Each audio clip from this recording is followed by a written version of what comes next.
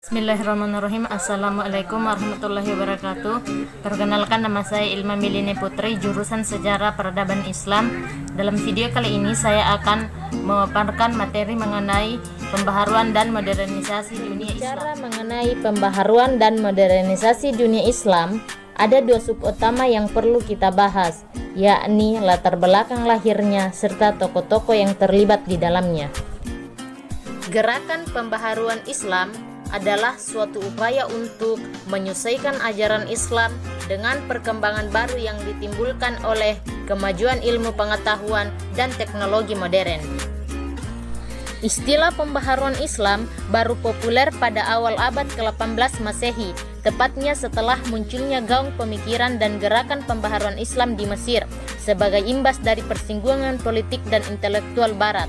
Dengan adanya kontak itu, umat Islam abad ke-19 mulai menyadari bahwa mereka telah mengalami kemunduran dibandingkan dunia Barat yang pada saat itu mulai menemukan titik kemajuan peradaban.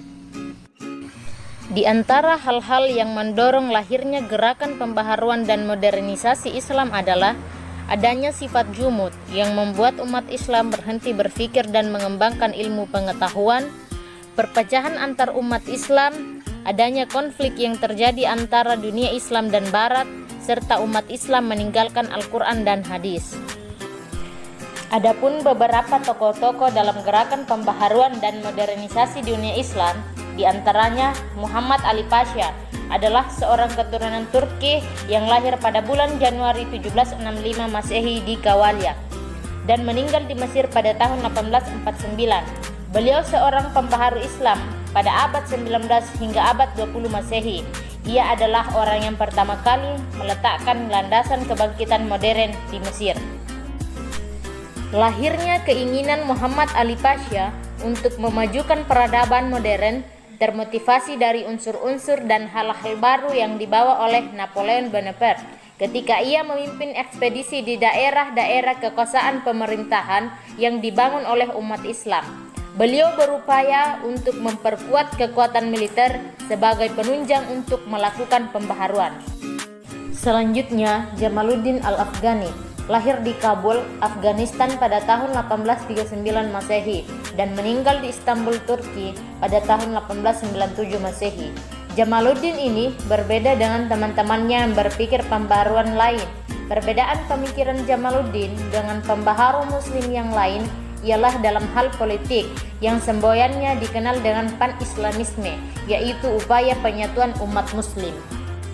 Adapun pokok-pokok pembicaraan beliau ialah tidak ada henti mengingatkan kepada umat muslim terhadap ancaman dan bahaya dari bangsa Barat.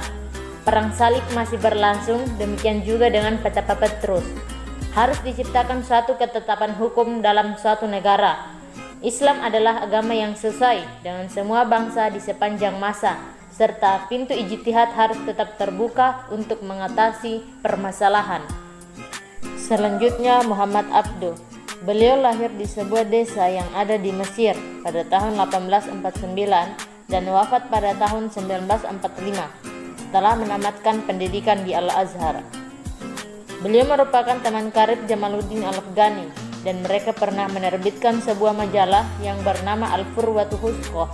Isinya ialah mengajak umat muslim di seluruh penjuru dunia untuk bangkit dari keterpurukan. Adapun pernyataan dari beliau adalah Al-Islam mahjubun bil mu'minin. Ajaran Islam memberikan kedudukan yang tinggi pada akal. Ajaran Islam pasti sesuai dengan ilmu modern, dan usaha yang harus dilakukan ialah melakukan pembaharuan dalam bidang pendidikan.